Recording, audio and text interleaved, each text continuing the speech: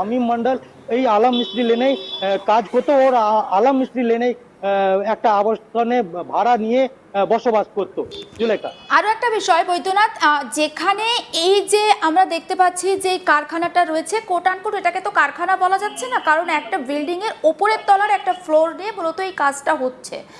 এই জায়গাটা কি খুব ঘিঞ্জি এলাকা, মানে মানুষজনের যাতায়াতের ক্ষেত্রে খুব একটা কি খুব স্বাচ্ছন্দ্য বোধ করতেন তারা যাতায়াতের ক্ষেত্রে, নাকি প্রচণ্ড বাড়ি যেমন আমরা আর কি দেখি হাওড়া শিল্পাঞ্চল সংলগ্ন এলাকাতে ভীষণ ঘিঞ্জি এলাকা, একটা গলি গলি এলাকা, এবং সেটাকেই কি কাজে লাগিয়েছেন এই হামিম মণ্ডল? আমি একটু এলাকার লোকেশনটা, বিশেষ করে এই কারখানার যে ভৌগোলিক স্ট্রাকচার, সেইটা জানতে চাইছি। একবারে লেখা বলে রাখি, এই যে পিলখানা এলাকা বলে যেটা উত্তর হাওড়া পরিচিতি রয়েছে, সেই এলাকার বেশ কিছু যে রাস্তার এবং অধিকাংশ বলা যেতে পারে, বেশ নয়, অধিকাংশ এলাকা যেটা রয়েছে সে একবারে গেঞ্জি এলাকা, যেখানে কোনো কোনো জায়গায় এরকম রয়েছে যে দুটো মানুষ সঠিকভাবে হাঁটাচলা করতে পারবেন না, এইরকমও এলাকা রয়েছে। আর সেই এলাকাকেই কাজে লাগিয়েছিল হামিম মন্ডল, যাতে মানুষকে হঠাৎ কোনো সন্দেহ না হয়। বা গেঞ্জি এলাকা, যেটা আমি আগেও জানিয়েছিলাম, এইখানে মিক্সড পপুলেশন রয়েছে, হিন্দু মুসলিম যারা রয়েছেন মিক্স হিসাবে রয়েছেন, ও গেঞ্জি এলাকা থাকার ফলে একটু থামাচ্ছি বৈদ্যনাথ, তুমি বললে যে এখানে মিক্সড পপুলেশন, আমরা কিন্তু এটা জানতে পেরেছি হামিম মণ্ডল কিন্তু বাংলায় কথা বলতো না, হিন্দিতেই সে কথা বলতো। আর একবার যদি প্রশ্নটা রিপিট করো। যে তুমি বললে যে এই পিলখানা সংলগ্ন এলাকাতে একটা মিক্সড পপুলেশন দেখা যেত, অর্থাৎ হিন্দু মুসলিম সেখানে একেবারে মিলেমিশে বসবাস করত। কিন্তু আরও একটা বিষয় যেটা জানতে চাইছি, হামিম মণ্ডল সে কিন্তু হিন্দিতেই কথা বলতো, মানে যেটা আমরা এসটিএফ সূত্রে জানতে পেরেছি বা এসটিএফ এর প্রেস ব্রিফিং থেকে জানতে পেরেছি।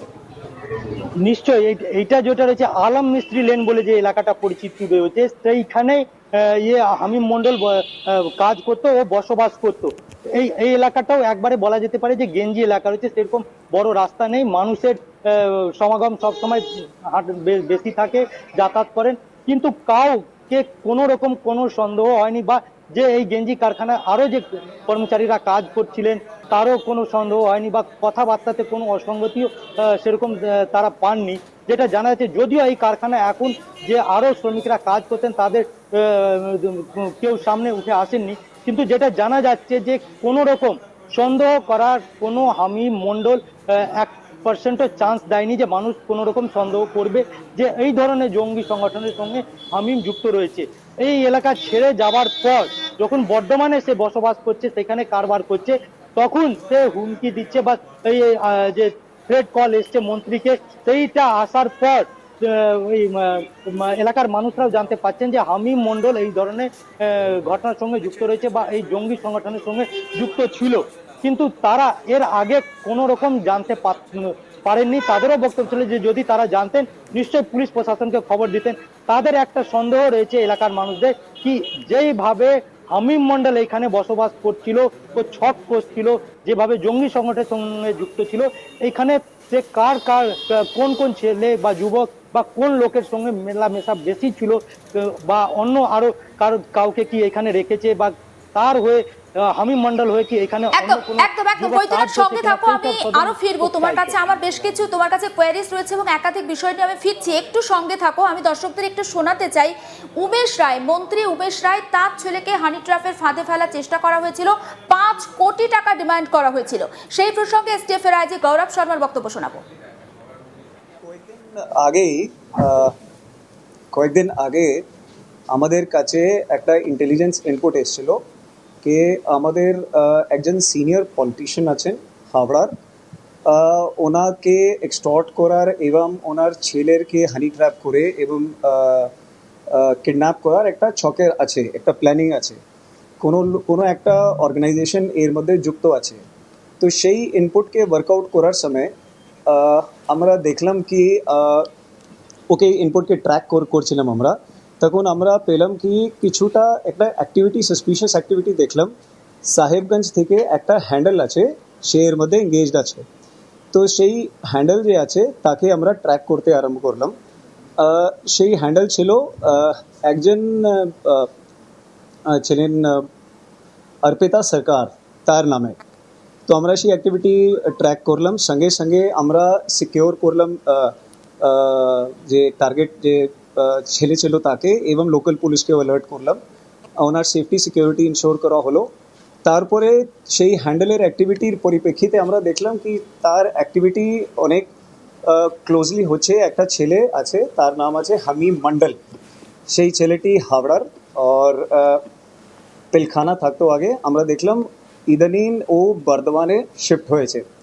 তো আমরা যখন এই অ্যাক্টিভিটিকে পুরোপুরি মনিটর করলাম, তারপরে অন 31st নাইট আমরা হামিম মন্ডলকে আমাদের হেফাজতে নিলাম ফ্রম বর্ধমান রেনেসাঁ রেজিডেন্সি থেকে।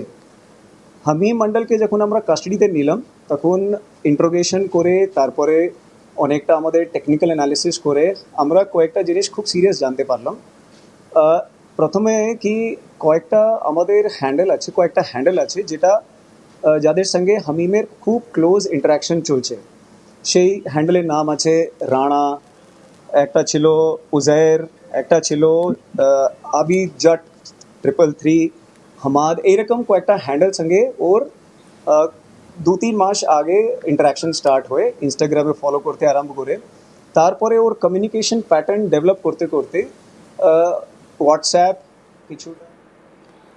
এসটিএফ এর আজ গৌরব শর্মার বক্তব্য শোনাচ্ছিলাম আমি। এখান থেকে আমি বৈদ্যনাথের কাছে একটা প্রশ্ন রাখবো। বৈদ্যনাথ, দেখো হামিম মণ্ডলকে রেনেসাঁ কমপ্লেক্সের একটা মাল্টি জিম থেকে সে যখন এক্সারসাইজ করছিল তখন অ্যারেস্ট করে এসটিএফ, কিন্তু সেখানকার যিনি ট্রেনার অমিত রায়, তিনি বলছেন যে ওর যে ফিজিক্যাল অ্যাক্টিভিটিস যেটা ছিল সেটা একদিনে পসিবল নয়।